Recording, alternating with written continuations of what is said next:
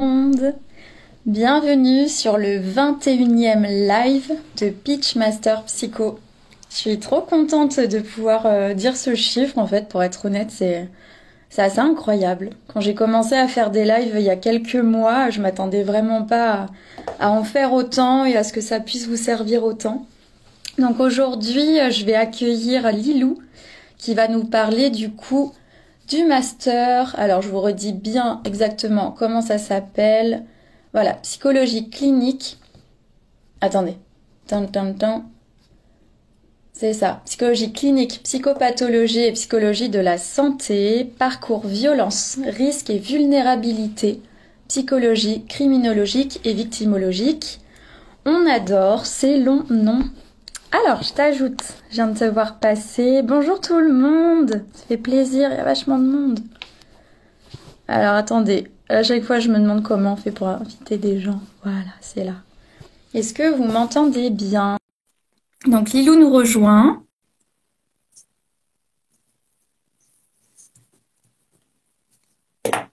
Voilà. Hop. Bonsoir Alexia. Ok. Super. Bonsoir tout le monde. On prend le temps de se connecter tranquillement. Vous pouvez dire en même temps d'où est-ce que vous venez, en quelle année vous êtes, si vous êtes en psycho, quel master vous avez envie de faire. Bonsoir Solène. Bonsoir Amancaro. Bonsoir Andrea. C'est chouette, c'est plein de nouveaux noms que je connais tout juste. Vous êtes des personnes, la plupart en fait, qui souhaitent faire le programme sélection, donc c'est chouette de pouvoir vous voir ici. Alors, j'ai pas réussi à t'ajouter. Attends, je recommence. Ah bah si, je t'ai envoyé l'invitation, Lilou. Donc essaie de voir si tu peux rentrer. Alors, Amancaro, Angers, L3 psycho et j'aimerais faire ce master. Ok, super. Bah écoute, t'es au bon endroit alors. Alors, je vais voir, parce que je crois qu'il y a un petit détail technique qui ne fonctionne pas. Hop, voilà. Alors, Alès, bonsoir, L3 à Nice. Super. Justine, je suis en L3 de psycho à Nancy et j'aimerais aussi faire ce master. Alors, Solène, j'ai fait ma licence à Clermont et je suis actuellement en DU de psychotraumatologie à Nice. C'est super. Wow. Dis-nous comment ça se passe ton DU. Ça doit être hyper intéressant. Andrea, Albi, L2 psycho et j'aimerais également faire ce master même si celui de Poitiers m'intéresse fortement. Ok, tu peux nous parler aussi de celui de Poitiers, mais il me semble effectivement que c'est Victimo. Maintenant, c'est pas exactement le même intitulé, donc je connais pas personnellement la différence entre les deux. Alors, ce que tu peux faire, Lilou, c'est me relancer à nouveau ta demande parce que je suis pas sûre de pouvoir. Attends. Ah, c'est bon. Accepté. Parfait. C'est bon, Lilou va nous rejoindre. C'est super. Alors, j'essaie de revoir ce que vous me dites. Ok. Tadam. Super. Ah, c'est bon. Génial. Ça marche. Yes. Bonjour, Lilou. Bonjour. Comment vas-tu? Ça va très bien, merci et toi? Oui, ça va bien aussi. Écoute, tu es très, très attendue par les étudiants. C'est vrai qu'on a reçu beaucoup de questions. Donc, c'est vraiment chouette, enfin voilà, de voir toutes ces questions-là. J'ai pu te les envoyer avant, donc tu as pu aussi les regarder. Et comme je disais aux étudiants, en fait, on va y répondre pendant le live tranquillement. Bonsoir, Prince. Ok, c'est chouette. Alors, du coup, j'étais en train de décrire l'intitulé de ton master, qui est hyper long. C'est assez fou comment les intitulés de master parfois peuvent être très longs. Donc voilà, j'espère que tu vas pouvoir bien élucider un petit peu tout ça. Oui, oui, il y a une raison à cette longueur. Ah, super. Tu vas pouvoir démystifier, c'est chouette. Alors, Ouais. Andrea nous dit, celui de Poitiers est très axé expertise et justice. Ok. En fait, on parlait tout à l'heure avec Andrea d'un master aussi victimo, mais qui est à Poitiers. Ok, bonjour Marion. Bon, ben c'est super. Écoute, je me présente vite fait, je présente le compte de Pitchmaster et ensuite comme ça on passe directement à toi, ton parcours et au master que tu as fait. Alors du coup, moi j'ai lancé Pitchmaster Psycho en décembre 2021, donc là ça fait presque un an et j'ai commencé les coachings individuels et de groupe du coup en février 2021. Et en fait, j'axe les coachings au niveau de la sélection, bien entendu, et aussi au niveau, par exemple, des mémoires, voilà, de pouvoir un petit peu apprendre à rédiger tout ça et à prendre confiance aussi en soi par rapport à cette période-là, souvent de transition entre L3 et M1 qui est assez complexe. Je sais pas comment toi tu l'as vécu, mais en tout cas, ça reste quand même une période assez compliquée. Mm, mm. Ouais. Oui, oui, complètement. Ouais, ouais, bah, en plus, moi, il me semble que c'était la deuxième année que ça se faisait. Donc, Ouais, tout récent. j'avais pas essuyé absolument tous les plâtres, mais un certain nombre de plâtres. Et puis, ouais. C'était aussi une année de blocage de fac. Enfin, il y avait encore peu Ouais. d'informations, une insécurité politique autour de tout ça. Ah, voilà. C'est ça. Mais en tout cas, maintenant, tu es psychologue, donc on peut imaginer que ça a fini par bien se passer. Oui, oui, oui, en fait, il y a pas. Oui, oui, puis il y a eu le Covid aussi en master 2, donc Voilà. voilà, donc, C'est finalement, génial. La totale. non, non, tout est bien qui finisse en quelque sorte. Mm. C'est ça. Du coup, est-ce que tu peux nous parler de maintenant ce que tu fais avant de revenir justement sur ton parcours? Oui, alors du coup, maintenant, je suis psychologue clinicienne et je travaille en SPIP, donc en service pénitentiaire d'insertion et de probation. En fait, j'accompagne les pratiques professionnelles des professionnels qui travaillent en SPIP, mais surtout les CPIP, donc les conseillers pénitentiaires d'insertion et de probation, qui sont en fait des agents de l'administration pénitentiaire qui suivent les personnes condamnées et prévenues, voilà, qui les suivent sur le plan du suivi des obligations et qui les suivent aussi sur le plan de l'accompagnement, à la réinsertion et surtout la prévention de la récidive. Donc voilà, en gros. D'accord. Ça fait combien de temps maintenant que tu fais ce travail? J'y suis depuis le mois de mars. Et D'accord. Ok. avant, je travaillais en centre d'hébergement et de réinsertion sociale, en CHRS. D'accord. Ok, super. Alors, est-ce que tu peux nous raconter un petit peu comment s'est passée la L3 pour toi? Même la licence en général, puis la L3. La licence en général, donc j'ai fait à Grenoble, à l'université Grenoble-Alpes. En fait, j'ai eu une première année et une seconde année où j'étais assez décidée sur mon parcours. En fait, j'ai découvert l'option de faire une fac de psycho quand j'étais en terminale et du coup, j'ai regardé déjà les masters qu'il y avait quand j'étais en terminale. Du coup, j'avais Super. déjà ciblé. Waouh. Quelle avance. Alors, bon, ne pas prendre mon cas pour une généralité, mais je savais que je voulais faire le master de Rennes quand j'étais en terminale. Donc Waouh. voilà. Et surtout, en fait, je m'étais renseignée sur où est-ce qu'il y avait de la criminologie, parce que du coup, c'était ça que je visais. Je savais qu'il y avait des partenariats avec la fac en troisième année pour faire donc une troisième année, bah, du coup, en l'occurrence au Canada, même s'il y avait d'autres pays possibles. Et du coup, en me renseignant, bah, j'ai découvert que c'était en L2 qu'il fallait faire le dossier de sélection, qu'il fallait postuler, et Ouais. que les critères de sélection, c'était sur les notes de la L1. Donc moi, en L1, j'étais déjà occupée à essayer d'avoir les notes pour pouvoir partir Hmm. au Canada en L3. Euh, en L1, le ressenti dont je me rappelle, c'est que j'étais vraiment émerveillée du monde de la fac, passionnée par mon parcours, etc. En L2, ça a été beaucoup plus difficile. Hmm. Euh, voilà, des événements personnels croisés avec ce rythme, peut-être que j'avais pris un peu trop fort, quoi. Enfin, voilà. Et puis c'est ce stress de sélection, parce que déjà moi la sélection c'était en L2 pour la sélection pour le Canada. Et Voilà, ouais. donc c'est Hmm. ça. Et après aussi, donc la L3, je suis en effet partie au Canada, à Super. Ottawa. J'ai fait une L3 donc de psycho à 60% et à 40% j'étais en fac de criminologie puisque là-bas c'est deux facs différentes. Hmm.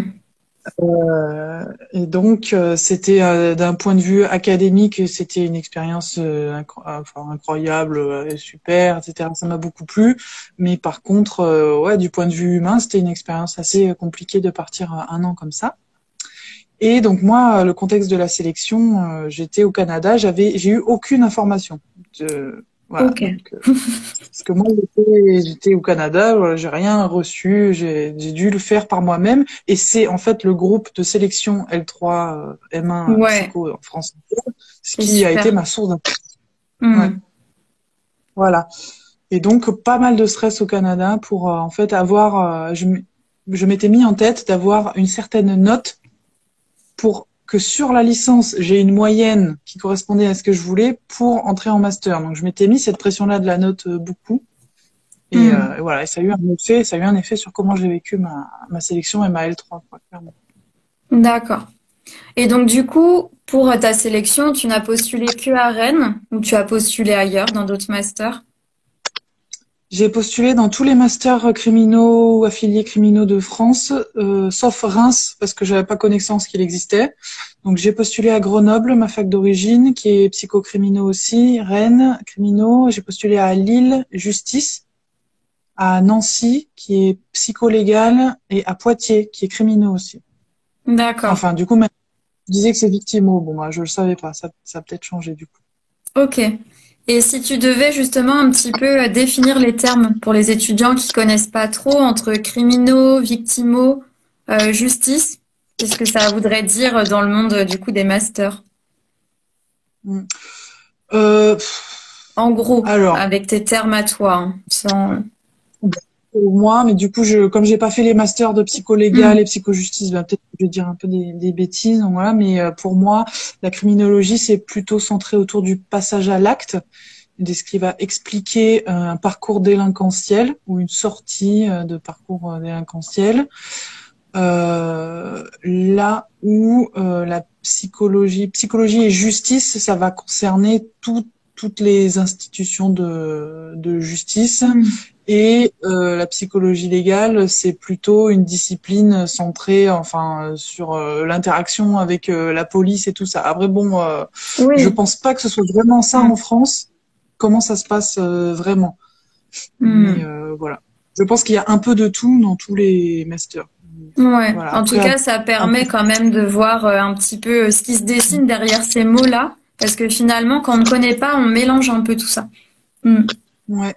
Mais pour moi, c'est important d'aller vraiment vérifier, plutôt que de se fier à ce que je viens de dire, d'aller vraiment regarder Hmm. les programmes, vraiment ça. Parce que en plus, il y avait des personnes dans mon master qui n'avaient pas connaissance du programme des différents masters, etc. Et il y a vraiment le nom des matières sur les sites des facs. Et c'est pour ça, Hmm. moi, c'est comme ça que je me suis basée pour comparer et dire, voilà, oui, plutôt ça, quoi. Ouais. D'ailleurs, j'avais mis en lien sur Facebook et Instagram ton master, et c'est vrai que le programme est hyper détaillé. Mm. Par exemple, là, je suis sur les langues, on s'en fiche un peu. Par exemple, il y a procédure, pénologie, crime et société, politique pénale, démographie, sociologie. Qu'est-ce qu'on a qui est bien spécifique à ça? Analyse clinique des conduites infractionnelles, pratique clinique d'évaluation des situations de violence. Voilà, on retrouve un petit peu tout ça. Il y a encore plein d'autres choses, hein. Vraiment, allez voir le lien que j'ai mis sur Facebook ou sur Instagram. C'est la plaquette est bien faite, ça fait du bien. Est-ce qu'il y a des cours qui t'ont marqué un peu en master, des choses dont tu aimerais nous parler? Je pense que les cours qui sont le plus marquants, c'est les cours où on nous apprend. Alors déjà, ce sont les cours où il y a des professionnels qui interviennent et qui nous Mm. transmettent un petit peu de voilà, qui nous inspirent un petit peu, qui nous parlent de leurs pratiques, par exemple pratique dans un ITEP, pratique à la PJJ, voilà. Mm. Est-ce que tu peux Je me juste rappelle, expliquer ce que c'est ITEP, PJJ, tous ces jolis acronymes? L'ITEP, c'est des instituts éducatifs, voilà, donc avec des jeunes dits difficiles ou avec des handicaps. Et la PJJ, c'est la protection judiciaire de la jeunesse. Donc c'est la justice qui impose une mesure à un jeune, voilà, Ok. délinquant. Hmm. Euh, et du coup, alors moi, un cours qui m'avait marqué, par exemple, c'était un cours où on avait un juge d'application des peines, le JAP, Le et JAP. Ok. on avait une avocate qui était venue nous donner un cours sur les expertises des psychologues. Hmm. Donc voilà, quand on demande à un psychologue de faire une expertise pour décrire le fonctionnement psychique du sujet, voir, enfin, voilà, et dans un cadre pénal. Et du coup, il nous avait donné des exemples d'expertise et il nous avait dit voilà ça ne nous aide pas, cette expertise là c'est pas possible de dire ça, ne faites pas ça. Et il nous avait dit d'autres, voilà, ça c'est aidant, ça répond bien aux questions, parce qu'en fait le juge pose des questions et par exemple il y a des psychologues qui répondent oui, enfin, je caricature, mais il ne Ouais. devrait pas être puni par la justice. Bon, alors en fait, non, c'est pas du tout ça. Faut pas répondre ça. Donc voilà. Et puis on avait eu une différence. On avait eu des différences. Voilà, le juge pouvait exprimer quelque chose et l'avocate allait dire ah non, mais c'est pas ça, etc. Donc c'était non seulement on a eu des psychologues qui intervenaient et qui nous parlaient de leur pratique et c'était vachement passionnant, peu importe d'où ils venaient. Euh, on a eu des cours avec des personnes de la justice qu'on sera amené à rencontrer, voilà, dans notre parcours et qui, voilà, surtout quelqu'un qui peut avoir Hmm. une commande d'expertise et voilà, nous expliquer ce qui est aidant ou pas. Voilà. Et aussi, ce qui me marquait, c'est les cours où on nous éduquait à un regard un peu criminologique, c'est-à-dire étudier et analyser les facteurs de protection et les facteurs de vulnérabilité des personnes. Voilà, avoir cette pensée-là autour de la violence, quoi, Hmm. dans le fonctionnement des personnes. D'accord. Et donc, du coup, quand on demande une expertise à un psychologue, ça consiste en quoi? L'expertise, c'est le juge qui a une question pour demande à être renseigné pour prendre sa décision. Et donc, il pose des questions sur, par exemple, la réadaptabilité, curabilité du sujet. Hmm. Il demande de décrire le fonctionnement psychique, s'il y a eu, alors c'est les juges qui posent des questions différentes, mais il demande s'il y a un lien entre le fonctionnement psychique du sujet et le passage à l'acte. Voilà, comment la personne se positionne par rapport aux faits. Voilà. Du coup, les psychologues, après, il me semble que c'est assez libre. Moi, j'ai pas fait. Il y a des DU qui existent pour les expertises. Moi, j'ai pas été formée comme ça. C'est juste en lisant des expertises que je peux dire ce qu'il y a un peu dedans. Et du coup, les psychologues reçoivent les personnes et rendent un écrit après avoir fait un ou plusieurs entretiens. Et voilà, ils peuvent faire décrire le parcours de la personne, le rapport aux faits, dire un avis sur un éventuel diagnostic ou des traits pathologiques, disons. Hmm. Euh, D'accord. Et après, et du coup, c'est pris en compte lors du procès, lors du jugement. Ok. voilà. Et Après, il y a plusieurs types d'expertises. Il y a des expertises, là, je parle des expertises au pénal, hmm. qui vont aider à définir la responsabilité de la personne ou enfin qui vont aider à rendre sa peine individuelle par rapport au sens que les faits ont dans son parcours. Mais sinon, il y a aussi des expertises victimes pour évaluer le retentissement sur la victime, voilà, des faits qu'elle a subis. Ou alors, il y a aussi des expertises au civil dans les jugements d'affaires familiales, voilà, par rapport à si on donne la garde plutôt à l'un, plutôt à l'autre, parent, par exemple. Voilà. Hmm. D'accord. Et toi, quand tu étais en master, tu as fait quel stage dans ton Alors, parcours? en Master 1, j'ai fait un stage en centre d'hébergement d'urgence, donc avec des personnes sans solution de logement qui, par exemple, appellent le 115 et ils sont placés dans des foyers provisoires. Hmm. Voilà. C'était un foyer homme seul, parce qu'il y a aussi des foyers familles, des foyers femmes victimes de violences, disons. Et en Master 2, j'ai fait un stage en XAPA, donc en centre de soins, d'accompagnement et de prévention en addictologie. Hmm. Donc un stage en addictologie.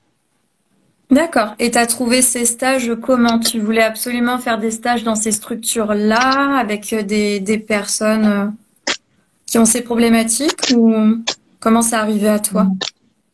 Alors, le premier stage, je l'ai trouvé parce que c'est une copine du master, enfin une camarade, une Mm. copine du master qui, sa mère travaillait dans l'institution globale, pas celle-là, mais voilà. Mm. Et du coup, elle a transmis ma candidature de stage et au final, elle a été acceptée. Et à la suite de ce stage-là, je me suis dit, il faut que je sois formée en addictologie Ok. parce que Mm. c'est une problématique, voilà, un sujet, un thème qui pour moi est transversal à Mm. toutes les problématiques de violence. C'est pas pour dire qu'il y a de l'addiction dans toutes les violences agies ou subies, mais pour moi on peut travailler dans n'importe quelle structure, il y aura à un moment donné ce rapport à la consommation, voilà. Et du coup, voilà comment j'ai postulé Mm. partout en addictologie et que j'ai été prise là où j'étais prise. Ok. Et est-ce que tu te souviens un peu si tes collègues de classe en M1 et M2, quel type de stage ils avaient et est-ce que c'est des stages spécifiquement dans votre master ou ça peut être vraiment très large, les lieux de stage? C'est-à-dire spécifiquement dans notre master, tu veux dire dans le thème de la criminologie? Ouais, ou est-ce que ça peut être quand même un peu plus large? À Mhm. quel point Rennes, en fait, est flexible sur les lieux de stage? C'est un peu ça ma question, selon toi. Ah. En fait, pour moi, pour les lieux de stage, il faut pas se brimer, se brider, dans le sens où, par contre, ce qui est vraiment, ils mettent l'appui dans le master quand même sur comment comment construire ce regard criminologique par rapport aux facteurs de vulnérabilité et les ressources et comment analyser les dynamiques de violence. Mais en fait, de la violence, les ressources, tout ça, il y en a dans tous les sujets, disons. Du coup, Hmm. dans les stages, on était pas mal à avoir des stages. Alors moi, finalement, c'est pas spécifiquement criminaux mes stages. Ouais. Mais pour moi, ils sont très criminaux dans l'analyse que moi je m'en fais. Euh, Est-ce que tu as et des exemples justement de stages qui ont pu être faits dont tu te souviens de ta classe? ouais. Alors des stages, il me semble. Alors il y avait des MEX, des maisons d'enfants à caractère social. Ça c'est pas mal criminaux. Il y avait des psychologues dans l'armée. Hmm. Il y avait en détention, binôme de soutien. Il y avait d'autres en hébergement comme moi. Il y avait dans la PJJ, la protection judiciaire de la jeunesse. Et il y en avait aussi en EHPAD, des stages. Voilà. Ok, bon, ça va en fait, oui, ça reste assez diversifié et je comprends quand tu dis en fait d'avoir l'œil finalement criminaux parce que c'est aussi, par exemple moi en master transcu, c'est aussi ce qu'on nous demande, c'est-à-dire on peut faire notre lieu de stage n'importe où du moment qu'on garde un regard en fait transculturel, interculturel sur ce qu'on vit en stage. Donc effectivement. Et combien d'heures sont demandées en M1 et en M2? Alors, bon, bah, du coup, tout ce que je dis, c'est vraiment de mon expérience. Peut-être Ouais. que ça a changé. Je ne suis pas renseignée, hein. Mm. Mais moi, ils nous demandaient 200 heures en M1 et nous demandaient 500 heures en M2. Mm. Mais moi, j'ai fait 200 heures en M1, 210 heures et 300 heures en M2. J'ai pas fait 500 heures en M2 parce qu'il y a eu le Covid et que du coup, j'ai décidé de pas faire un deuxième stage parce que ça c'est vraiment mon premier stage s'est arrêté vraiment le jour du confinement. Mm. Et du coup, voilà, j'ai mis très longtemps à me décider, mais j'ai choisi de pas en faire. La loi autorise du coup à en faire 500 heures sur les 2 ans de master. C'est ça. Mm, mm. Voilà. Mais à Rennes 2, donc voilà, c'est 700 plutôt. Oui, en M2, en sachant que effectivement, tu étais en période Covid, donc c'est assez différent. Donc, pour celles et ceux qui regarderont le replay ou qui regardent le live, effectivement, allez voir sur la plaquette, en sachant que les plaquettes sont en général mises à jour. Là, je vois la dernière mise à jour, elle date du 6 avril 2021. Donc, elle sera encore mise à jour, à mon avis, dans quelques mois. Effectivement. Au niveau de la sélection, est-ce que tu te souviens ce qu'ils demandent qui, toi, t'aurait marqué des éléments où tu penses que ça pourrait faire la différence? pour entrer dans ce master à Rennes? Alors, je me souvenais pas de ce qu'ils demandaient, mais quand j'ai vu les questions, je suis allée regarder mon dossier de sélection, ce que j'avais envoyé. Ouais, Et donc, le truc particulier qu'ils demandent à Rennes et que j'ai retrouvé nulle part dans les autres masters que j'avais demandé, c'est une expérience hors fac. Donc, mais quand même soit un stage, soit un travail, soit un loisir, soit un bénévolat. Je crois même pas un stage qui aurait éduqué, bah c'est pas le terme, mais éduqué notre regard professionnel, notre posture professionnelle. Et ça, ils ok. demandaient une page, un truc comme ça, et j'ai Ouais, trouvé ça d'une intelligence. Enfin, je trouve ça génial qu'on puisse clairement. demander ça aux personnes Hmm. parce que ça valorisait vraiment un parcours extra-scolaire et ça nous permettait de l'utiliser pour montrer ce qu'on avait, quoi. Et pour moi, c'est vraiment ça une candidature. Alors par contre, je j'ai pas vraiment de regard sur quels sont les critères, Hmm. à part que en général c'est un combiné de des notes, de la cohérence du profil, de voilà peut-être aussi l'impression qu'on donne, le détail du projet professionnel et du projet de recherche. Parce que ça aussi c'était demandé, mais c'était pas demandé un projet à part, c'était demandé dans la lettre de motivation. Moi, D'accord. j'ai Donc écrit peut-être assez court, deux lignes finalement. Hmm. assez court. Et à l'entretien, à l'oral, ils m'ont demandé de détailler mon projet professionnel. Ils m'ont posé des questions un peu dessus. Enfin, ils m'ont demandé de le présenter, quoi. Hmm. Donc voilà, pour moi, ce qui fait le critère de sélection, c'est un peu tout ça. Après, on était moitié, je me rappelle, je pense qu'on était moitié-moitié des personnes qui venaient de Rennes et des personnes qui étaient extérieures à Rennes. Et du coup, voilà, il y avait aussi des notes très variées dans les personnes qui étaient présentes dans le master. Il y avait des personnes aussi qui avaient je appellerais un profil international, donc des personnes qui venaient de pays étrangers, qui avaient des Waouh. parcours très très Hmm. impressionnants, etc., très enrichissants. Il y avait des personnes qui, surtout en deuxième année, qui ont été intégrées à la formation, qui en fait ils mélangent aussi les personnes qui ont une expérience professionnelle déjà et les personnes qui sont en formation initiale, qui n'ont pas, enfin, Qui ont un pas qu'elles n'ont parcours pas travaillé. scolaire plutôt normal. Hmm. Ouais, voilà, disons qu'elles ont l'âge, elles n'ont pas arrêté l'école. Voilà. Et après, il y a des Hmm. personnes aussi qui avaient été, par exemple, refusées une première fois, qui ont ensuite fait plein de stages ou un DU ou autre chose et qui sont revenus recandidater. Et voilà, donc il y avait un peu tous ces profils-là. Hmm. Au moment où toi tu y étais, tu te souviens un peu du nombre de places qu'il y avait en M1? 22. C'est peu. Ok. Et du coup, les 22, Ouais. il y avait 22 personnes qui étaient là, j'imagine. Voilà, toutes les places ont été prises. Ouais. Alors, on a eu une personne qui est arrivée après Mhm. parce qu'en fait, ouais, je crois qu'ils avaient pas. Alors, est-ce qu'elle est arrivée par saisine? Je m'en souviens plus, je voudrais pas dire une bêtise, mais en tout cas, elle est arrivée un peu après. Il y avait eu quelques couacs, c'est-à-dire qu'on aurait pu quand même se dire, mais en fait, ils n'avaient pas fait une liste d'attente assez longue, je crois, et du coup, voilà. Et oui, Mais, ouais. Mais ouais. bon, j'ai pas tous les éléments dessus, hein, Oui, mais j'imagine. c'est quasiment ça. Par contre, on a un master avec qui on était mutualisés, master handicap et troubles neurodéveloppementaux. Eux, ils étaient 13 sur ouais, il y avait pas mal de monde, il manquait pas mal de place. Et après, en deuxième année, on était 25, D'accord, ok. voire 20. Oui, avec du coup les ajouts des personnes extérieures par rapport au M1. Ok. Ouais. Ouais, c'est intéressant de voir le fonctionnement effectivement de ce master. C'est vrai que il y a beaucoup en fait d'étudiants qui s'intéressent à la crimino et est-ce que tu comprends toi cet engouement? D'où est-ce que ça vient? Est-ce que toi-même ça a été le cas? J'imagine un minimum vu que depuis la terminale tu vis ce master-là. Qu'est-ce qui t'anime en fait sur Mm. sur ça?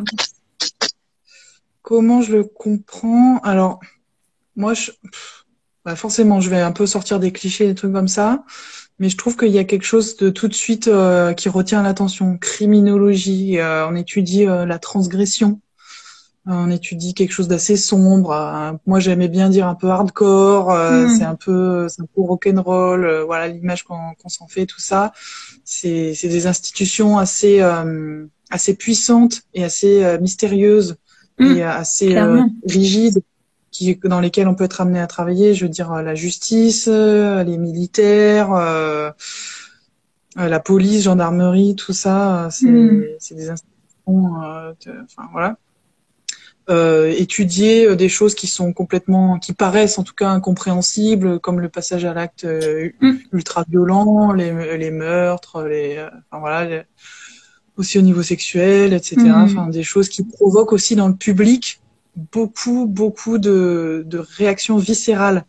Voilà, tout ce qui est peine de mort, enfin voilà. Et moi, il suffit que je dise juste où je travaille, par exemple en prison, parce que je travaille en partie en prison. Et ben, ça peut animer des débats. Les personnes vont donner leur avis sur la peine de mort, vont parler de la pédophilie. Enfin voilà, ça réveille tout le monde. Quand on dit qu'on fait un master en criminologie ou qu'on est psychologue dans ces trucs-là, ils vont dire oh waouh et tout. Donc voilà, je pense qu'il y a quelque chose qui marque physiquement les personnes autour de toutes ces questions-là, des institutions dans lesquelles on travaille. Moi, ce qui m'anime, alors il y a quelque chose de cet ordre-là, je pense, qui m'a animée depuis le début aussi. Et il y avait aussi quelque chose d'un peu plus scolaire, un idéal autour du fait de la pluridisciplinarité. Ouais. Parce que pour moi, c'était vraiment compris dans la criminologie. Du coup, au Canada, j'ai fait de la sociologie. Autour de la criminologie, c'était un petit peu l'approche qu'ils avaient. Voilà, il y a une dimension un peu juridique, mais c'est surtout pour moi le mélange entre le côté socio et le côté psycho, le côté parcours individuel et personnalité, et le côté interaction avec les autres. Le master, il a une approche intégrative. Du coup, avec un développement, une analyse biopsychosociale des facteurs enfin, voilà, du fonctionnement des personnes. Et du coup, moi, c'était tout sous ce mélange et ce regard pluriel qui m'intéressait pas mal aussi en criminologie, quoi. Ouais, effectivement. Au niveau des mémoires, comment est-ce que ça s'est passé pour toi? Il y en a en M1 et en M2. Comment ça se passe? Ouais, donc un en M1, un en M2. Celui de Master 1, c'est sous le format d'un article scientifique. Waouh, dès la M1. Ok. Non, mais en fait, c'est un petit mémoire. Enfin, disons que c'est une étude, on a le droit, je crois qu'il y avait 30 pages maximum. Donc, en fait, c'est quand même un format, voilà, mais faut pas trop abuser dans le format très long, développement, voilà, il faut aller plus droit au but, enfin, avec une revue de littérature quand même conséquente, mais pas trop étalée, voilà, avec le format vraiment, on peut distinguer méthode, enfin, littérature, méthode, objectif, tout ça, là. Enfin, l'inverse, enfin, les résultats et la discussion, et voilà. Du coup, ça se prêtait plus pour moi à une étude quantitative. Et après, en Master 2, c'est une étude de préconisation, en fait, le mémoire. Donc là, on avait droit plutôt à 50 pages. Et en fait, le but était, à partir de notre lieu de stage, trouver une problématique qu'on aurait envie de creuser avec une recherche plus profondément sur le lieu de stage. Et grâce à cette recherche, à la fin, en plus de la discussion, on fait tout pareil qu'un mémoire. Et à la fin, on rajoute une partie préconisation. Et là, on doit donner des préconisations qui sont justifiées par la recherche, qui sont utiles à la structure et très précises, qui sont opérationnalisables, disons. Donc, voilà. Et pour moi, ça se prêtait plus à une étude qualitative. Donc, en M1, je me suis pas trop cassé J'ai fait une étude avec un document Google. Oui, un questionnaire. Voilà, un questionnaire en ligne, voilà, en partageant sur les réseaux, tout ça. Et en deuxième année, j'ai fait des entretiens avec les professionnels sur mon lieu de stage. Et aussi en Master 2 à Rennes, ils nous demandent en Master 2 de faire un poster scientifique. C'est-à-dire qu'en fait, en plus du mémoire, on va être mis en groupe et on va faire une recherche à plusieurs, comme un autre mémoire. Et à la fin, la production, c'est par mémoire, c'est un poster. Du coup, on était sur les Canva, là, tout le monde fait son CV là-dessus. Ouais. On faisait notre poster scientifique là-dessus, voilà, avec un exercice à la fois graphique et de recherche et en groupe. Voilà, parce qu'en fait, à la fin du Master 2, il y a des journées d'études qui sont construites par les élèves avec les profs sur un thème, voilà, avec on nous donne un parrain ou une marraine pour cette année-là, on étudie son parcours, ses publications, on en tire un questionnement, on choisit des intervenants, il y a des tables rondes, des conférences, et ça se passe sur 2 jours. Alors nous, quand c'était mon année, il y a eu une mise en place non plus de journée d'études, mais de colloques international. Waouh, Voilà. trop bien. Et après, il y a eu le Covid, ça a été annulé. Ouais. Donc nous, on l'a pas fait. On n'a pas été jusqu'au bout du Dommage. truc. Et après, c'est les élèves, enfin les étudiants de l'année d'après qui l'ont mis en place par Zoom, du coup. Ouais. Ok. Je trouve ça vraiment riche. Enfin, les exercices qu'on peut vous demander de faire, tout ce que tu viens de dire, c'est hyper formateur. C'est, enfin, ça vous pousse en fait à faire des choses concrètes aussi, pas juste des écrits qui serviront pas forcément. Mais là, on est dans le concret, ouais. Alors moi pour le master 1, j'ai trouvé intéressant de faire ça, de faire un écrit qui servira que à moi. Sachant qu'il y a certains étudiants, ça dépend aussi des profs, hein, ça dépend des résultats des étudiants. Enfin, je veux dire concrètement si l'étude est bien ou pas, ça peut donner lieu à un article scientifique, vraiment avec une publication. Bon, c'est rare quand même. Ouais. Et un master 2, voilà, mon écrit il a vraiment servi à ma structure de stage. Super. Est-ce que tu peux nous parler un peu de ce que tu as fait justement en M1 et M2? Les sujets? Ouais. En master 1, c'était l'interaction entre l'adhésion au mythe du viol et l'attitude envers la prostitution.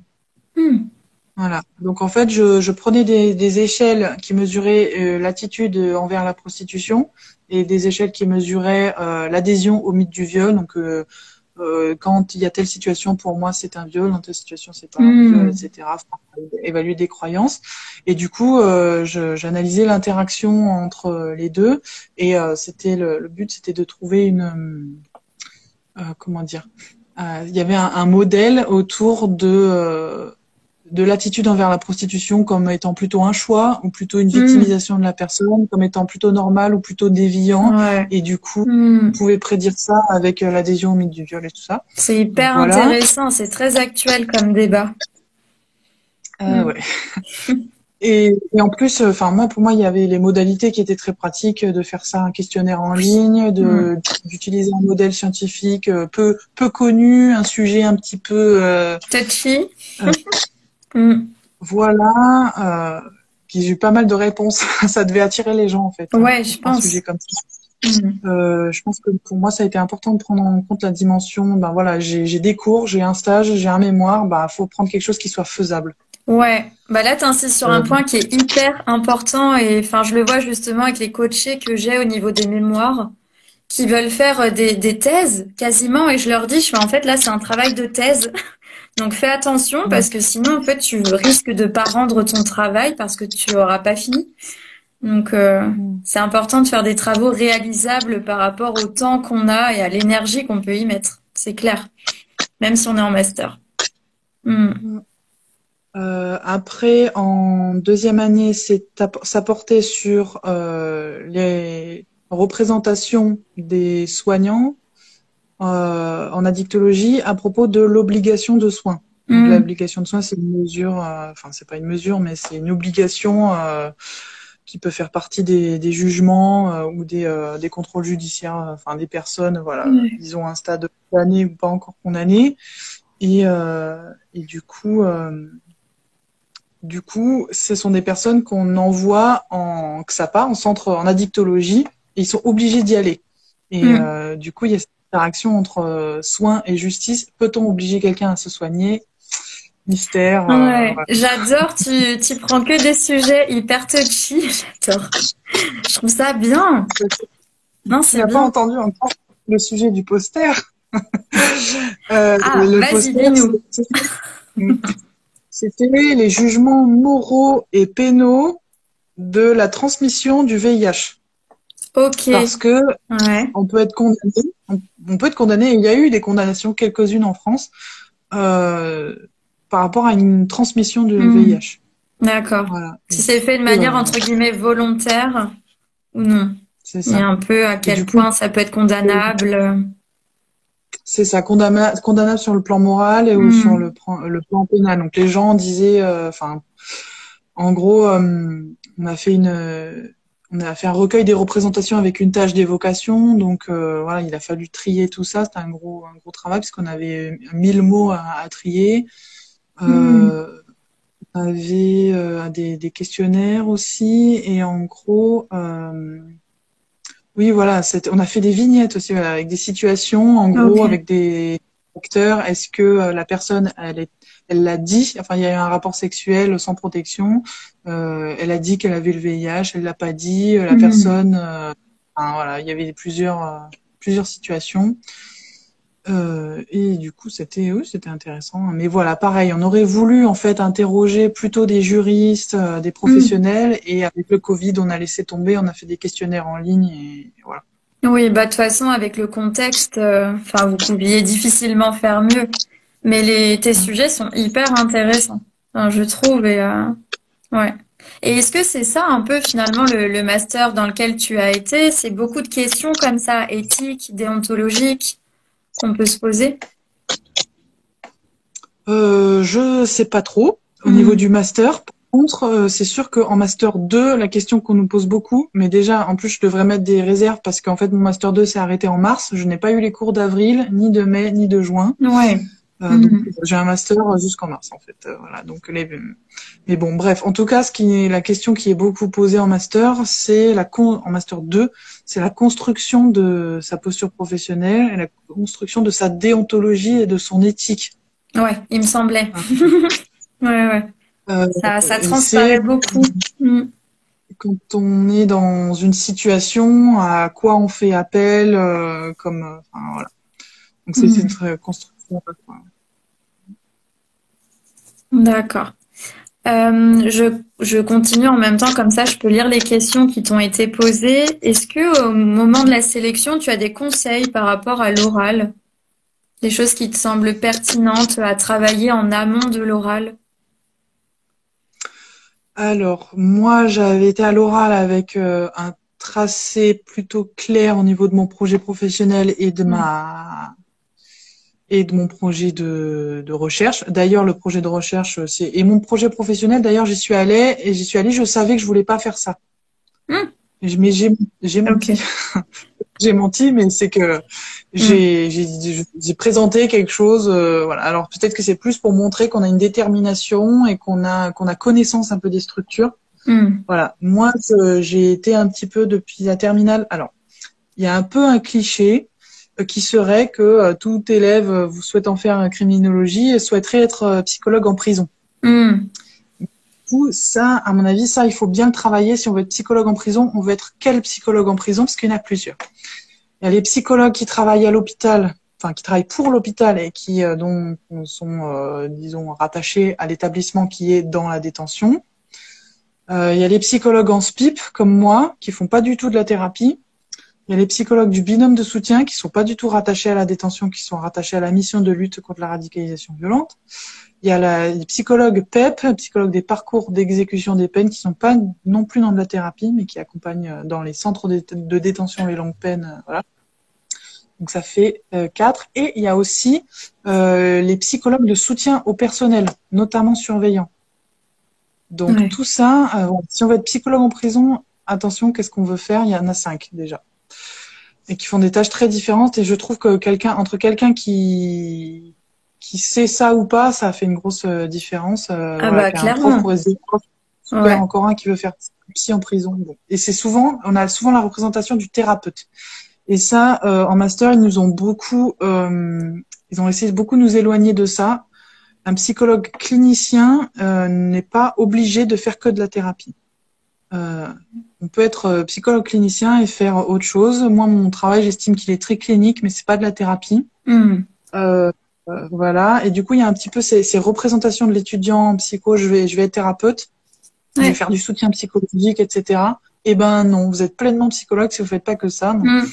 Et d'ailleurs, il y a beaucoup de psychologues qui font pas du tout ça. Ouais. Je Du coup, suis je trouve que complètement ça d'accord avec toi. C'est ce que je fais actuellement. Je suis dans un accueil enfants-parents et je fais de l'observation. Je ne suis pas dans du soutien psy, Mm. du tout. Mm. Ouais. Mm. Ouais, il y a tous les psychologues qui font des bilans, il y a tous les Mm. psychologues qui ont une posture institutionnelle comme moi. Moi, je fais de l'analyse des pratiques professionnelles, par exemple. Mm. Euh, Est-ce que tu peux les nous psychologues. parler un petit peu plus effectivement de ce que tu fais du coup en SPIP? C'est quoi un peu tes tâches? Comment est une journée type? Bah, je vais le dire, mais juste, je vais Mm. finir quand même Oui, sur bien sûr. l'oral. Sur l'oral, donc pour moi, c'est un petit peu travailler tout ça et aussi, voilà, donc se détacher un petit peu de, il faut absolument que je dise ce que je vais faire ou que je fasse ce que j'ai dit. Moi, j'ai pas du tout fait. Alors, j'ai fait le métier. Finalement, je suis psychologue en prison, mais bon. Euh, Et par contre, le projet de recherche, complètement oublié le 1er septembre, c'est complètement autre chose. Ouais, Voilà, on a souvent. complètement oublié ça. On n'a pas trop se monter la tête là-dessus. Et sinon, pour l'oral, moi, le conseil qu'on m'avait donné et comment je m'étais présentée, c'est que, voilà, j'y vais avec qui je suis. Parce que Mm. finalement, moi, j'avais confiance en mon projet, mon parcours, enfin, confiance, à mon avis, c'est un bien grand mot, mais j'y croyais, quoi, disons un petit peu. Mm. C'est Voilà. Le important. projet, j'y croyais pas, mais le master, j'y croyais. Voilà. Je Mm. savais que c'est ça que je voulais faire, que j'avais mis en place plusieurs choses pour la sélection. J'avais fait du bénévolat, j'étais déjà allée en détention, j'avais Mm. été au Canada, j'avais été spécialisée en L2, il y avait une option criminaux, donc voilà, j'ai pris ça. Du coup, voilà. Puis j'avais ma personnalité, j'avais mon avis sur les choses. Mm. Sur les choses par rapport à un avis sur l'idée de la délinquance, une approche sociologique dessus, enfin, voilà, la violence dans l'institution, etc., les violences institutionnelles, par exemple, hein, voilà. Et du coup, j'y suis allée en étant moi-même, c'est ce qu'on m'avait conseillé de faire, et du coup, je trouve ça peut-être le meilleur conseil Mm. Je voilà, trouve que c'est à donner. génial comme conseil parce que aussi ça permet aux profs finalement de se rendre compte si bah, le master peut aussi nous convenir à nous au-delà de juste à eux qui prennent un candidat en fait. C'est aussi ça hein, la question, c'est eux connaissant un peu le programme, connaissant les valeurs presque du master, est-ce qu'on pourrait correspondre à ça? Est-ce qu'on va pas être complètement à côté de la plaque finalement par rapport à ce qu'on recherche? Donc parfois, quand on n'est pas sélectionné, c'est un mal pour un bien. Mais on s'en rend compte souvent bien après. Souvent ce qui arrive. Et c'est normal. En Ouais. plus, ouais. Mais ouais, donc en plus, moi je trouve que tous les étudiants, parce que j'ai répondu à pas mal d'étudiants par écrit surtout, Hmm. ont des parcours voilà super avec voilà des intérêts, des expériences scolaires, extrascolaires, etc. Et on pourrait se Ouais. dire ben mon expérience en tant que caissière n'est pas super pour un parcours criminel. Bah moi je trouve que tant qu'on analyse cette expérience du point de vue criminel Hmm. si on peut le faire. Et au Complètement. contraire, c'est hyper super. Maintenant, moi, c'est mon avis, mais je trouve Hmm. qu'il y a aussi une forme de d'aléatoire dans la sélection qui est Hmm. vraiment, c'est incompréhensible, quoi. Ouais. Entre les personnes qui sont sélectionnées, pas sélectionnées, je pourrais pas Hmm. dire, Et il y voilà, je peux a, pas. ouais, il y a presque un facteur chance aussi. Enfin, l'air de rien, en fonction de qui va relire notre candidature, c'est un match ou pas. Et parfois, c'est aussi une question de personnalité. Peut-être que si le collègue, l'autre, avait lu notre candidature, ça serait passé. En fait, on n'est pas des robots, c'est des humains qui nous lisent. Ouais. Ça aussi. Et moi, il y avait seulement 400 candidatures pour 22 places. Et je Waouh, sais que ok. dans d'autres masters, je sais que c'est plus que ça, quoi. Ouais. Donc voilà. Et du coup, je tiens quand même à dire l'anecdote que j'ai été refusée à Rennes, en fait, et Hmm. que j'étais refusée sans entretien, mais que j'ai discuté avec une copine qui avait eu un entretien, enfin qui était sélectionnée pour l'entretien, et j'avais comparé nos dossiers et je m'étais dit bah j'aurais dû être prise aussi, quoi. Et je comprenais pas en fait. Et alors j'en ai parlé sur le groupe de sélection et en fait il y a une personne qui m'a dit mais tu écris-leur, tu leur écris, tu leur demandes pourquoi t'as pas été sélectionné. Moi j'aurais jamais fait ça, j'aurais jamais osé écrire si on me l'avait pas conseillé. Vraiment pas dans le but d'être prise, pas dans le but de m'indigner, mais juste de comprendre parce que vraiment, objectivement entre les dossiers Hmm. il fallait à un moment donné voilà. Donc en fait, ben ils m'ont pas répondu, mais ils m'ont répondu, bah voilà, après réétude Réévaluation. de Hmm. merci, vous êtes sélectionné pour un entretien. Voilà. Ok, Ben j'aurais jamais été prise. Et après à l'entretien j'étais prise. Donc c'est fou. voilà, si j'avais pas Ouais. fait ce truc-là, Hmm. donc je peux que conseiller de le tenter, quoi. Si Ouais, c'est vraiment le clairement. qui nous. Et à Poitiers, j'ai pas été retenue et je l'ai pas fait. Hmm. Donc, Ouais, tu voulais Rennes depuis ta terminale. mm. Et voilà. Du coup, ouais. Et puis, bref. Et du coup, tu m'as demandé un peu plus mes tâches.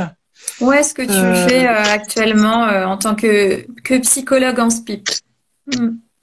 du coup, je travaille sur les 5 antennes du SPIP en Isère. Donc, c'est un travail départemental. Je fais beaucoup de déplacements. Donc il y a des milieux dits ouverts où là on aura plus pour parler rapidement des peines, disons de bracelets, des Hmm. sursis, voilà. Du coup ça. Et après en milieu fermé, donc la prison. Donc il y a deux prisons en Isère et 3 milieux ouverts. Et donc, je travaille auprès des CPIP, comme je disais tout à l'heure, les conseillers pénitentiaires. Je travaille auprès des assistantes sociales du département, voilà. Et donc, dans le but d'être un appui technique à leur pratique. Donc, concrètement, je fais, par exemple, je propose l'analyse des pratiques professionnelles en groupe et en individuel.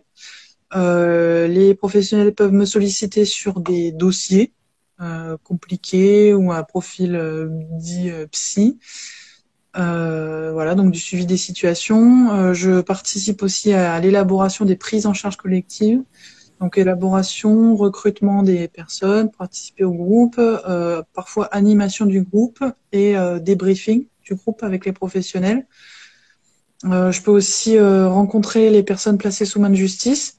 Hmm. Voilà, dans une limite de 3 entretiens par personne, dans le but d'une orientation vers le droit commun, enfin vers les soins, si c'est possible et souhaitable pour la personne. Voilà. Donc ça, ou alors des fois ça pour recevoir en binôme, par exemple dans les visites à domicile ou pour les suivis difficiles. Euh, pour voilà, pour avoir un regard psy ou enfin accompagner de cette façon-là le professionnel. Et enfin, j'ai une mission de maillage santé-justice. Donc, je Hmm. participe à des espaces de rencontres entre certains soignants et qui travaillent avec la justice et voilà et les juges d'application des peines et tout ça. Je peux avoir certains contacts avec des soignants, soit pour le suivi de situations, soit pour travailler à comment est-ce qu'on va se parler, qu'est-ce qu'on va se parler. Parce que le problème, c'est le secret professionnel Ouais. et on ne sait pas comment l'autre institution en face de nous fonctionne. Et du coup, on a besoin d'établir des espèces de protocoles ou de principes sur voilà. Donc voilà, j'ai Hmm. fait à peu près le tour, mais le plus gros de mon travail, c'est être présente sur les antennes avec les équipes. Hmm.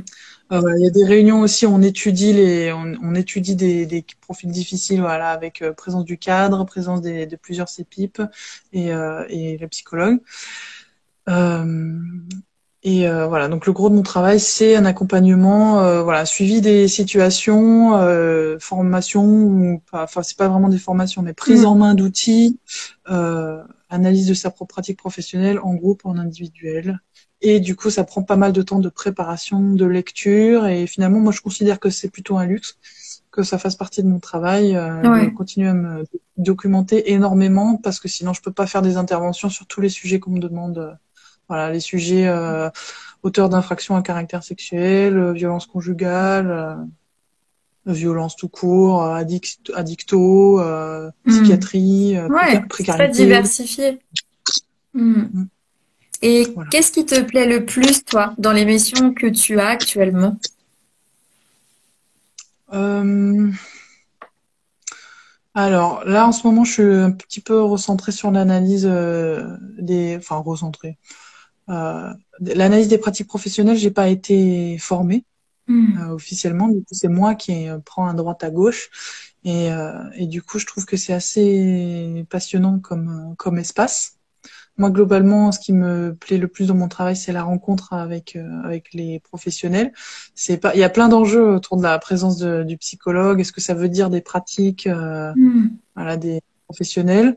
Et du coup, ça, c'est ce contact-là avec les professionnels le côté aussi un peu improvisé, parce que certes, on peut se mettre des rendez-vous, mais en fait, le principe d'une permanence, que je passe une journée par semaine dans une antenne, fait que au détour d'un couloir, on peut me dire, ah bah tiens, telle situation. Ouais. Donc, Mm.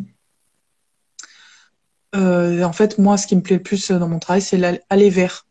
Voilà, je Mm. pense que c'est ça qui est le point ouais, névralgique de comment j'envisage le métier psychologue, à l'inverse de la consultation et d'attendre, je caricature, mais attendre le Ouais. patient. Je vais vers le patient, c'est cette démarche-là qui a un décalage qui, moi, me passionne vraiment. Et voilà. Mm. Ok.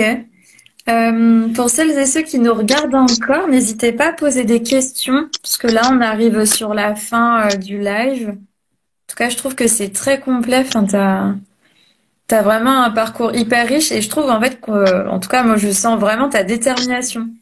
Au-delà du fait que t'aies commencé dès la terminale, voilà, à te renseigner sur ce parcours-là. Enfin, même dans ta manière d'avoir, comment dire, d'avoir fait ton parcours, d'avoir créé les choses, d'être parti au Canada. Ça montre vraiment ta détermination et c'est aussi ça en fait hein, qui est vraiment attendu au moment des sélections. C'est de voir des personnes, comme tu disais tout à l'heure, qui au-delà de la formation initiale, en fait, font des choses à côté et vont vers ce projet professionnel qui les anime. Mm. Pour moi, ce qui différencie la fac d'une école, par exemple, c'est qu'à la fac, il y a quand même si on a quand même, des emplois du temps fournis en licence, il y a quand même un temps où on peut faire autre chose.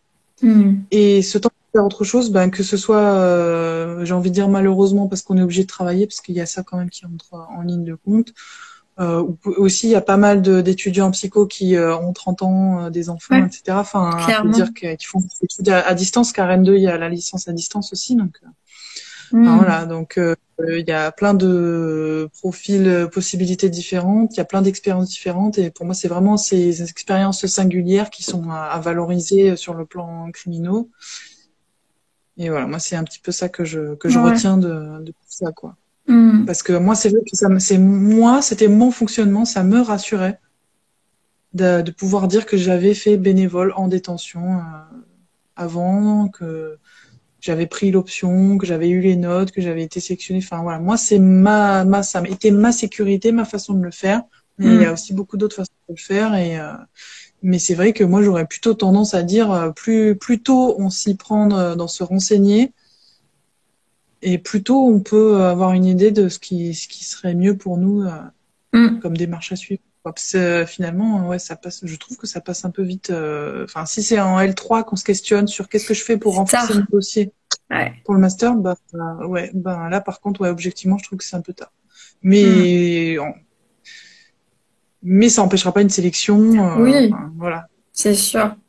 Andrea te pose une question. Moi, je sais pas y répondre. Alors, c'est en ce qui concerne l'équivalence des diplômes en Europe. Est-ce que tu connais un petit peu tout ça par rapport à la fac où tu as été, le master que tu as fait? Est-ce qu'il y a des équivalences? Alors, je sais pas. Je sais que j'ai des camarades qui avaient eu le diplôme en Espagne. Hmm. C'est Je ce sais qu'il y qu'elle a pas dit, mal de ouais. monde Il y a un master en en Belgique. criminologie en un an en Espagne. Hmm. Voilà, il y a des personnes qui ont fait. Si tu fais le master en Belgique, après, il faut demander une petite équivalence. Je sais qu'en Suisse, c'est faux plan d'équivalence. Je crois pas que ce soit si équivalent que ça. Voilà. Et franchement, sinon, je n'y connais rien Ouais. en équivalence. Donc, Mm, mm. Andrea, tu peux carrément appeler en fait les universités avant qu'elles soient sous l'eau ou leur envoyer des mails avant qu'elles soient complètement sous l'eau pour leur demander tout ça. Effectivement, au niveau des équivalences, eux, ils le sauront. Donc voilà. Solène te dit, je ne vois pas trop le côté victimologique du master. Qu'est-ce que t'en penses, toi? oui, j'en ai pas parlé vraiment. Mm. Le côté victimologie, ça va être vraiment tout ce qui est trauma. Voilà, donc ça, on a eu des cours dessus. Après, trauma de guerre, enfant témoin de violence conjugale, victime de violences sexuelles, voilà, donc trauma de guerre, bah, conflit, du coup, géopolitique, etc.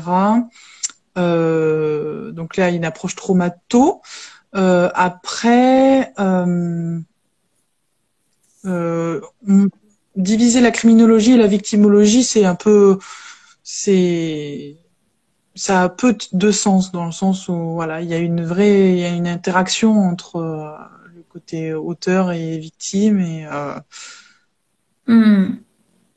pour moi, on peut pas dissocier les deux. Et Ouais. c'est pas parce que je parle de personnes condamnées qu'il n'y a pas de victimes, disons. Déjà, le travail des professionnels, c'est par rapport aux victimes quand ils sont avec les auteurs et aussi le travail autour de la propre victimité de l'auteur.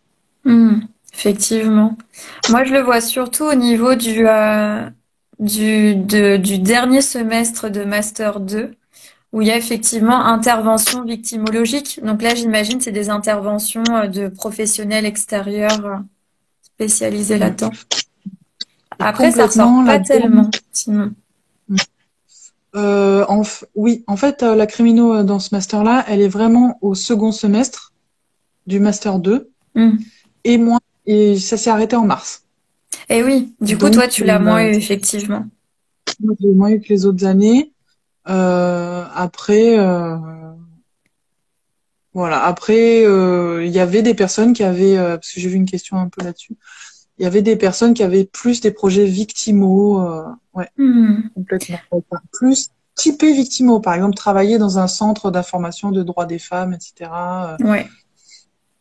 Ok. Des projets de mémoire autour d'hommes victimes de violences sexuelles, violences conjugales, pardon. Hmm. Enfin, voilà. D'accord. Il y a Amande Caro qui te demande, elle te dit en fait qu'elle aimerait faire de la médiation animale dans les milieux criminels, autant que Mhm. victimaux, et elle voulait savoir si tu avais des personnes dans ta promo qui avaient aussi ce genre de projet.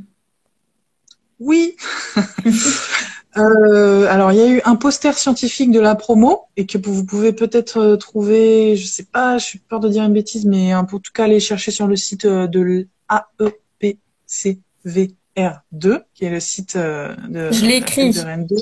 A Euh, E P C R V2 PCVR2, c'est Criminaux Victimaux Rennes 2, P C Association des V R 2. Mon Dieu que c'est Mm. long, même en acronyme. A E Ouais, P C R V 2. J'espère que j'ai pas écrit de bêtises. c'est AEPCVR2. Ok, de toute façon, c'est Bon, les bref, on paroles va qui resteront, ça ne reste pas à l'écrit sur Instagram. Ok, d'accord. Et du coup, alors elles ont fait une étude là-dessus. Elles ont été contactées des psychologues qui font ça, mais de la médiation animale auprès des victimes d'agressions sexuelles. Je crois que c'était ça. Mais en fait, la médiation animale, la vision journée, parce qu'encore une fois, je suis pas formée, c'est beaucoup soit dans le handicap, soit auprès d'auteurs. Il y en a beaucoup en prison, par exemple. Il y en a beaucoup. Ça se fait en prison. Ça se fait aussi, il me semble, à la PJJ. Donc c'est quelque chose qui, je dirais, plutôt en vogue que pas en vogue, mais ça reste quand même un milieu, voilà, un peu encore exploré et aussi au niveau des formations, il me semble que c'est pas forcément, il y en a, mais que bon, c'est vraiment pour dire d'être formé et que si on a déjà une approche au niveau de l'animal assez construite, etc. C'est des fois ça peut être aussi questionnant. Enfin, voilà. Mhm. Moi j'ai donc voilà. D'accord. Alors, Andrea te dit, merci en effet, je participe à une session Zoom de présentation du master espagnol afin de leur poser des questions. Ok. Mais c'est intéressant de savoir effectivement qu'il peut y avoir des partenariats aussi entre les pays. Andrea, je tiens à te remercier pour toutes les infos que tu as pu nous apporter. Ça m'a beaucoup aidé pour l'élaboration de mes futures candidatures. Tip top. Bon, tant mieux. Ouais. Et Solène, merci beaucoup. Ah, et là, c'est moi. Attends, je descends. Stella, oui, merci beaucoup pour toutes ces informations. C'est super enrichissant. Hop. Ouais, c'est top. Bah, c'est vrai que c'est hyper clair et c'est très complet hein, ce que tu nous apportes là et c'est vraiment chouette. Et c'est vrai que ça démystifie, t'as raison hein, sur ce côté-là où même moi, tu vois, qui n'y connais pas forcément grand-chose dans ce champ clinique-là. Je trouve ça très intéressant aussi la manière dont tu peux en parler, démystifier un petit peu tout ça.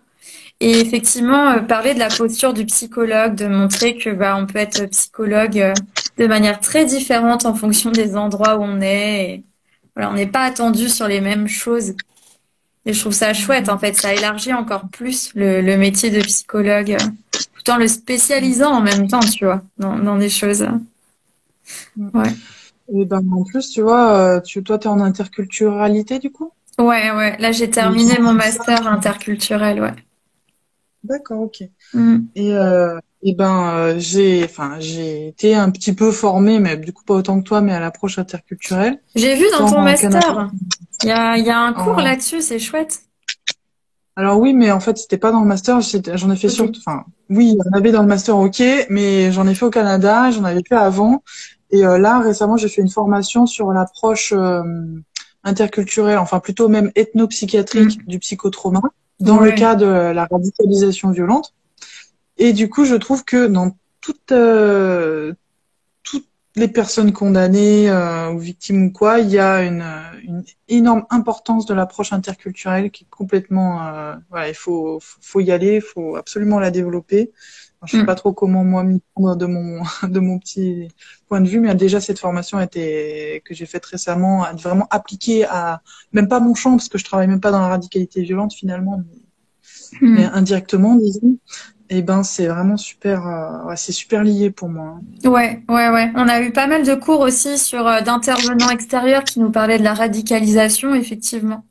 On a eu beaucoup de d'interventions là-dessus et même moi j'ai pu le retrouver un petit peu dans mes lieux de stage où il y a des groupes, par exemple de paroles, de mineurs, enfin de jeunes en fait, qui peuvent être autour de ces questions-là. Donc, mais ouais, et en fait c'est ce que j'aime aussi beaucoup dans Pitchmaster, c'est que, enfin ça me permet aussi voilà de rencontrer des psychologues qui sont dans des champs finalement assez différents du mien, mais on se rencontre. Et il y a toujours un moment donné où on peut finalement travailler ensemble aussi. Et je sais pas, j'aime bien ce côté-là, assez mosaïque, qu'on peut tous avoir les uns par rapport aux autres et mieux comprendre aussi, même dans des approches. Par exemple, moi j'ai une approche très psychanalytique, toi t'es plutôt intégrative, mais comme quoi en fait on peut aussi travailler ensemble. Enfin, voilà, j'aime bien ce côté-là. Bah, c'est sûr à la fac de Rennes 2, on n'en est pas du tout épargné, bien au contraire, mais il y a vraiment toutes ces guerres de chapelle Ouais. qui, elles, je trouve, nuisent beaucoup à notre apprentissage de psychologue et nuisent aussi beaucoup à la collaboration, à la rencontre avec Mm. d'autres psychologues et qui nuisent aussi, enfin, voilà, il y a des vrais problèmes autour de ça dans les facs, quoi. Ouais, ouais, ouais. Dans les amphis, les réputations que les uns taillent aux autres. Enfin, C'est clair. voilà, il y a... Mm. Et Mais ouais, moi, tu parlais de démystifier. Moi, si j'avais un dernier commentaire à faire, je oui. pense que vraiment, c'est insister moi sur la pression que j'ai ressentie par rapport à la sélection. Moi, j'avais pas de plan B. Si Mm. j'étais pas, voilà, euh, j'avais pas de plan B par rapport au master. Si j'avais pas criminaux, j'avais pas à demander d'autres masters, voilà. Si j'ai vraiment beaucoup idéalisé le master. Et quand je m'y suis retrouvée, j'ai aussi trouvé qu'il y avait une forme de violence à tout ça.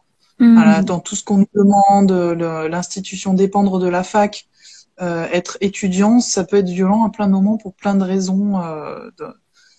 Donc voilà, je non mécontente d'en être sortie, de m'apercevoir que quand on est professionnel, on a il y a un certain respect de base enfin voilà, comme moi j'en pouvais plus à la fin de Mm. le statut, le statut d'apprenant, le statut d'ignorant, tout ça. Euh, et en fait, ça a été très compliqué pour beaucoup de collègues en master 1 parce qu'en master 1, et j'ai choisi ce master-là aussi pour ça par rapport par exemple à Grenoble, qui est voilà un petit peu le même format, la même approche théorique. Et en plus, je venais de cette fac-là. Et ben, en fait, à Grenoble, il y avait 1 an. La première année, c'était mutualisé. Et à Rennes 2, c'est que 6 mois. Ok. Que 6 mois. En fait, avec du recul, je trouve ça très intéressant que ce soit mutualisé, dans le sens où on a pu à travailler un peu sur le handicap. Moi, je trouve ça, j'adore travailler sur le handicap, donc ça me posait pas de soucis. Mais c'est frustrant parce qu'on est encore sur du théorique.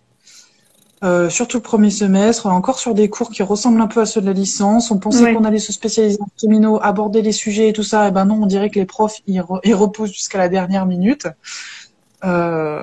Et voilà, donc il y en a beaucoup qui ont pu être mécontents par rapport à ça parce que ça correspondait pas à leurs attentes. Moi, j'ai pris le parti de me dire, ben, je pense pas que dans un autre master ce serait mieux. Voilà. Après, je sais qu'on m'a déjà dit que le master 2 le master de Rennes 2 était très réputé pour être très recherche et que à Lille, par exemple, il était plus pratique. Voilà. La fac de Grenoble, elle est plus TCC. Quand même si elle est intégrative. La fac de Rennes 2, même si elle est intégrative, elle est très psychodynamique dans les profs comment ils sont formés et tout ça. Voilà, j'avais des collègues qui avaient une approche TCC. Bah, même si on a eu quelques cours, on a eu beaucoup de cours avec des profs qui sont pas du tout TCC, donc même si on avait quelques profs qui avaient aussi une approche intégrative, on avait aussi des profs de psychosocial, etc. C'est aussi à soi de faire son propre chemin. Le master ne va pas répondre à toutes nos attentes, à toutes nos questions.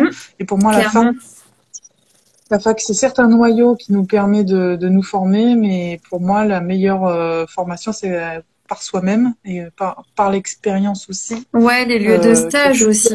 Tout ce qu'on peut faire à côté, le stage. Enfin, moi en tout cas, le stage, mais ça m'a propulsé dans un truc hyper concret. Bien, ouais, très loin en fait de la théorie qu'on peut apprendre. Et en même temps, avec le recul, je me dis bon, il y a quand même des choses théoriques que j'ai apprises en licence surtout, mais en master aussi. Ok, je suis quand même contente de les avoir en tête, mais ce qui vraiment te permet, je trouve, de concrétiser tout ça, c'est les stages, quoi. Clairement. Complètement. Et puis après, de revenir aussi, quand on revient à la fac, quand on parle de nos stages, quand on confronte théorie et réalité, ça c'est super, enfin théorie et pratique plutôt que réalité, super intéressant. Après, moi, en criminaux au Canada, j'avais une prof qui nous avait expliqué que les textes et les théories, c'était des grilles de lecture de la réalité. Et que du coup, entraînez-vous pour manier les concepts. Nous avait dit, entraînez-vous à prendre des situations et à nommer les concepts. Ça, c'est telle situation, tel concept, etc. Et du coup, notre environnement, c'était aussi notre terrain d'expérimentation pour manier parfaitement possible l'analyse et les concepts qu'on nous transmet. Donc, je trouve que dire que la théorie, c'est que la théorie et que c'est déconnecté, ben, c'est pas vrai parce que c'est comme ça qu'on s'approprie aussi. On peut on peut se servir du monde pour nous nourrir aussi. Il faut trouver un équilibre entre tout ça et pas non plus tenter absolument de calquer la théorie dans le concret. C'est pas toujours vrai, mais ça permet par contre de réfléchir. Moi, je sais que la théorie me sert à ça. Ça me permet en fait de prendre du recul par rapport à ce que je peux voir en situation clinique. Ça amène d'autres points de réflexion, d'autres pas de côté. C'est ce que, en tout cas, moi j'aime bien. Il y a Andrea qui qui nous dit, j'ai une prof de psychopatho qui s'occupait du master de Grenoble. Étrangement, elle me l'a un peu déconseillé. Ouais, moi on me l'avait déconseillé aussi. En fait, alors moi, mais à l'époque entre guillemets, on m'avait dit qu'il y avait peu d'intervenants criminaux. Ok.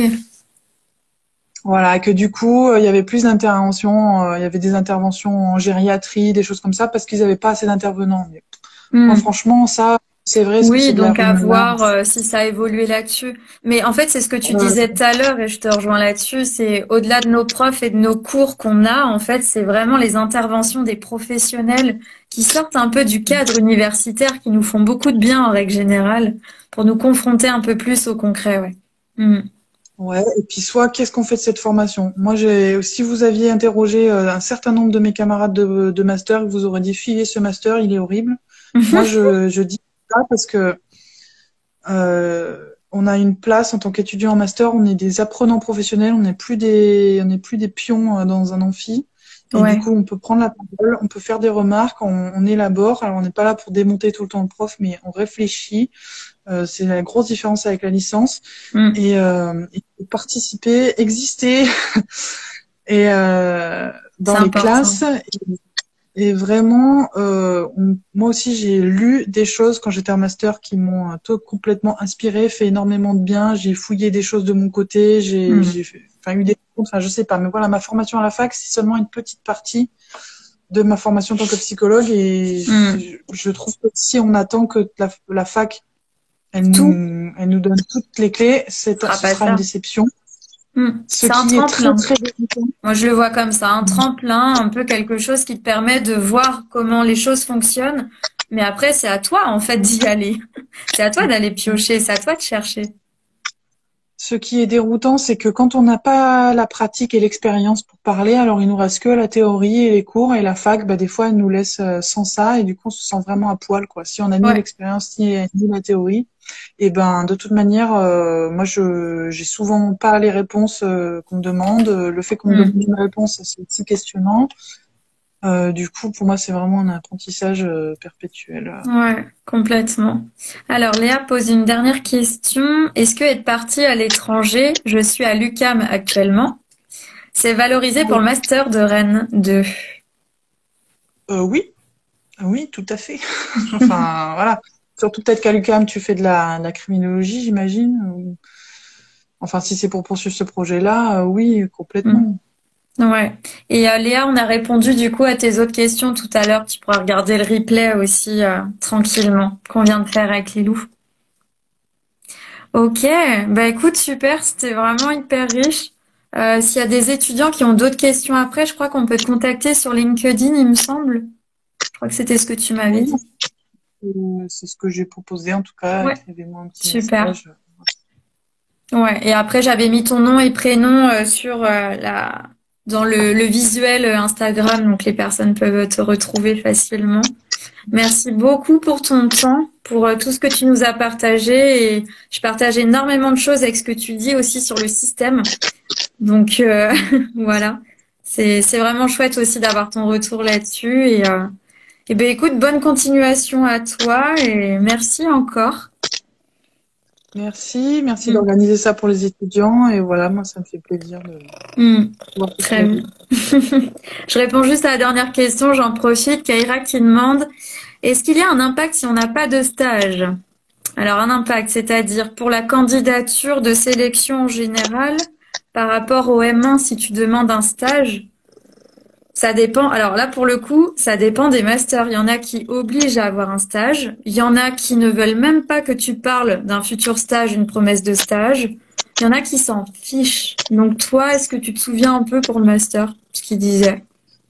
Moi, j'ai demandé une promesse de stage, hein. Il y avait un document, fallait mettre promesse de stage. Ben, j'ai mis un document dans lequel j'ai écrit, je peux pas vous en donner parce que je suis au Canada. Et je vous promets que je vais chercher bientôt. Mais en fait, ça c'était ma raison, mais si on a une promesse de stage, on en a une, mais en fait, moi, il y a des facs qui font des... En fait, ah oui, avoir un stage, parce que j'allais dire qu'il y a des facs où on ne sait pas obligatoire en L3, mais non, c'est autre chose.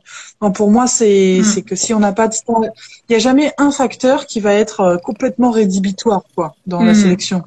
C'est plutôt un équilibre entre peut-être promesse de stage, résultats académiques, projet professionnel, projet de recherche, intérêt, enfin concordance du parcours et du projet, Hmm.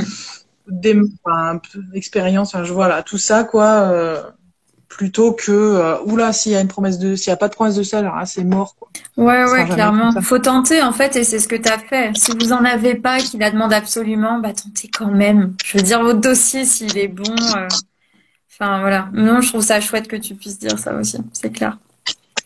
Bon, bah écoute, bonne soirée à toi. Bonne soirée à ceux qui sont en live avec nous. Et bonne journée à ceux qui vont regarder le replay. J'ai envie de dire. Merci encore, Lilou. Merci d'être venu. Merci. Salut. Au revoir. Bonne soirée. Ciao.